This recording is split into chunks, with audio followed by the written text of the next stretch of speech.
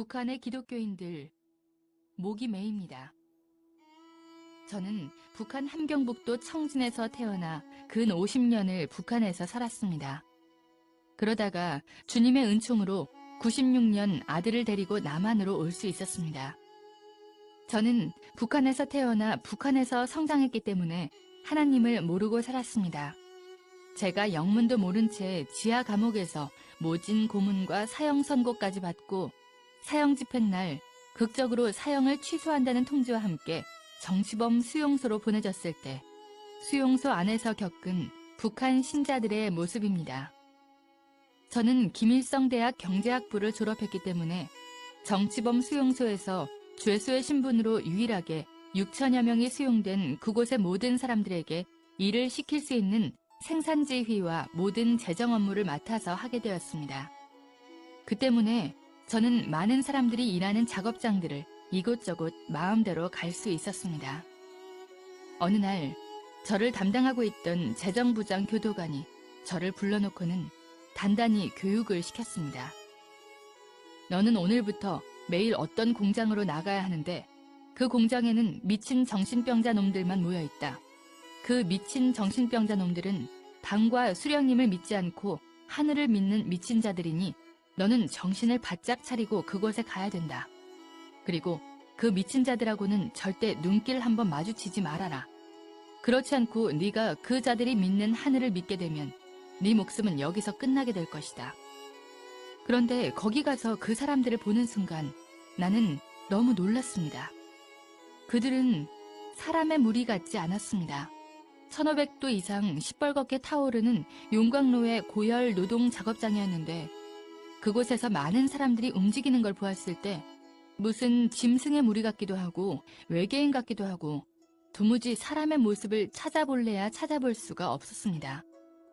머리에 머리카락이 붙어있는 사람은 하나도 없었고 얼굴은 해골 같고 이빨이 하나도 없었습니다.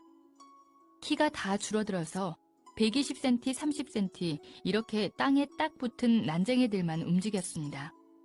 나는 가까이 가서 그들을 보았습니다. 전 너무나 놀랐습니다. 잡혀올 때는 정상인들이 잡혀왔는데 거기 와서 하루 16시간, 18시간씩 먹지도 못하고 그 고열 노동 속에서 일을 하다 보니 그 사람들은 척추가 녹아내려서 뒷전등에 혹이 되어 있었고 몸이 다 휘어져서 앞가슴하고 배가 마주 붙어 있었습니다. 그 사람들은 한결같이 모두 그렇게 육체가 망가져 기형이 되어 있었습니다. 아마 프레스로 찍어도 한 판에 그렇게 똑같은 모습으로 찍기는 힘들 거라고 생각합니다.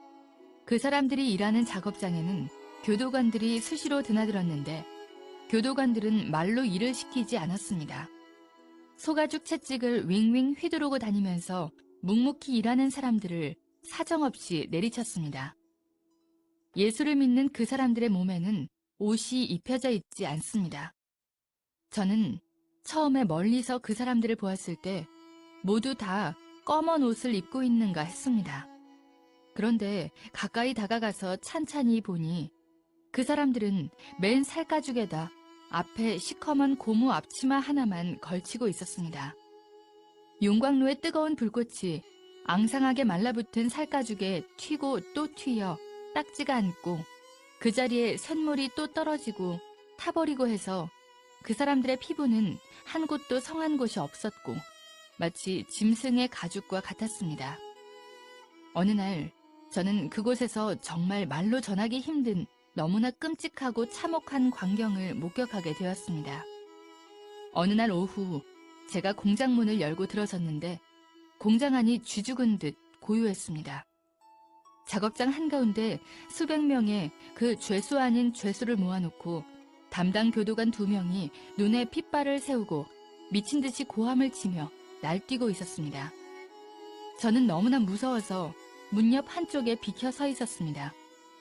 교도관들은 수령님을 믿지 않고 하늘을 믿는 미친 정신병자 놈들이라고 소리소리 지르며 그 사람들을 차고 때리고 하면서 인간 이하의 취급을 하고 있었습니다. 교도관들은 너희들 가운데서 단 한 사람이라도 좋으니 대열 앞에 나서라. 하늘을 믿지 않고 수령님을 믿겠다고 하면 자유 세상으로 내보내서 잘 살 수 있게 만들어주겠다라고 하면서 그 사람들을 윽박지르며 하늘을 거부하라고 그렇게 채찍으로 때리고 발로 차고 했습니다. 그런데 너무나도 이상했습니다. 수백 명의 그 사람들은 왜 그런지 아무 대답도 없이 그렇게 매를 맞으면서도 침묵으로 맞섰습니다. 저는 너무나 무서워서 빨리 한 사람이라도 나서야 되는데 그래야 오늘 누가 맞아 죽지 않을 텐데 왜 계속 저렇게 입을 다물고 있나. 저러고 있으면 또 누구를 끌어내다가 밟아 죽일지 모르는데 빨리 한 사람이라도 나서야 되지 않겠는가.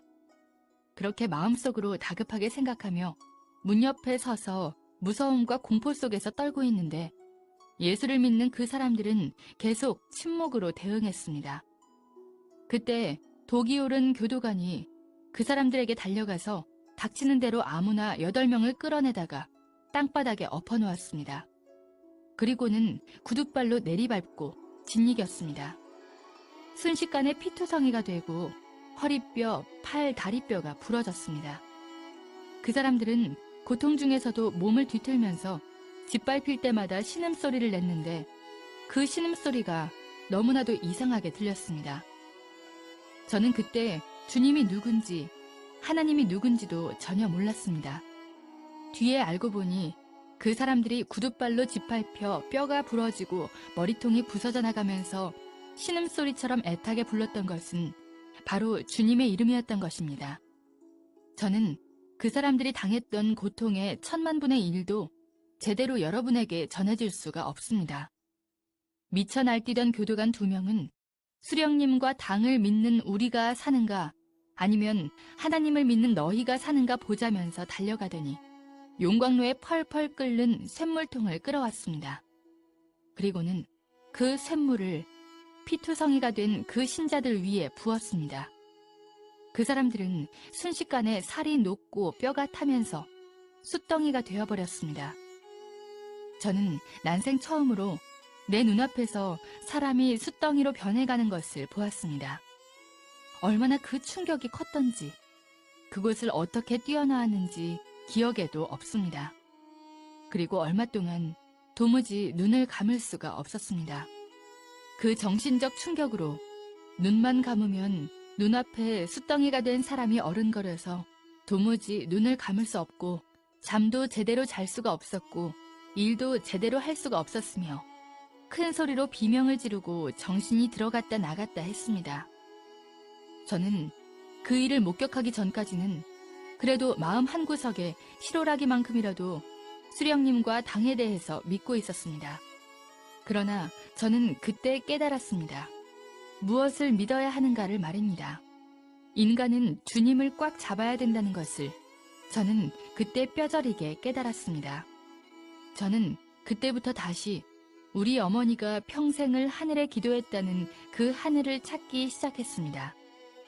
저는 너무나도 간절하게 하늘을 찾았습니다.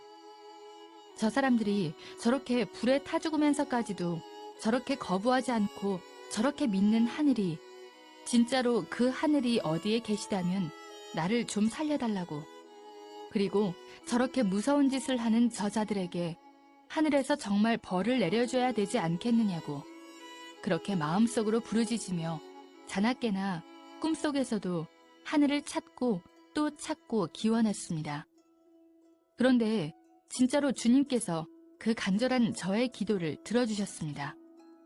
한 달이 멀다 하고 공개 처형이 있었는데 어느 날 누구를 또 공개 처형시키려는지 6,000명이나 되는 수용소 사람들을 한자리에 다 모이게 했습니다. 공개 처형 때는 언제나 하늘을 믿는 사람들을 맨 앞줄에 앉힙니다.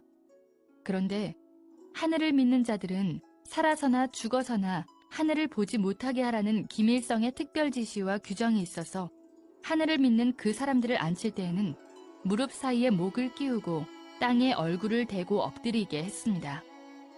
심지어 죽어서도 하늘을 보지 못하게 해야 한다면서 죽은 시체도 목을 꺾어 거적에 말아서 어두컴컴한 산골짜기 나무 밑에 파묻게 규정이 그렇게 되어 있었습니다.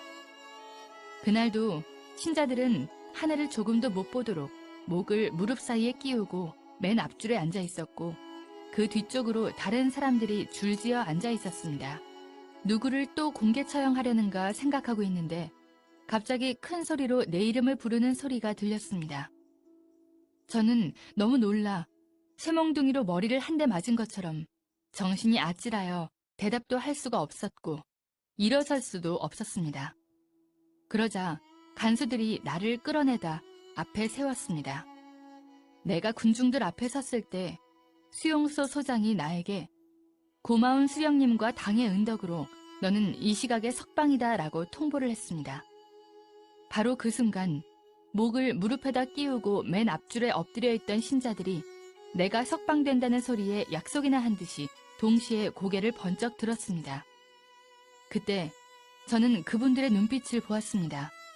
그분들은 눈빛으로 간절히 말했습니다. 밖에 나가거든 자기들의 실상을 세상에 알려달라고. 지금도 제 가슴에는 그분들의 그 간절한 눈빛이 남아 있습니다. 그리고 우리 어머니가 평생을 빌고 또 빌은 그 하늘이 한 번 들어가면 살아나올 수 없는 그 악명 높은 정치범 수용소에서 저를 살려주었다고 굳게 믿고 있습니다. 주님께서 저희 모자를 살려주셨기 때문입니다. 저는 북한의 수용소에 갇혀있는 그 신자들의 눈빛을 절대로 잊을 수가 없습니다. 저는 그분들이 이 시대의 순교자라고 봅니다. 저의 증언으로 인해 북한 신자들의 인권 문제가 150여 개 나라에 나갔고 세계가 떠들었습니다. 유럽의 지식인 100여 명이 프랑스에 모여 북한 신자들의 인권을 위한 성명을 발표하기도 했습니다. 여러분, 자유롭게 신앙생활할 수 있는 것에 감사하십시오. 그리고 북한을 위해 기도해 주십시오.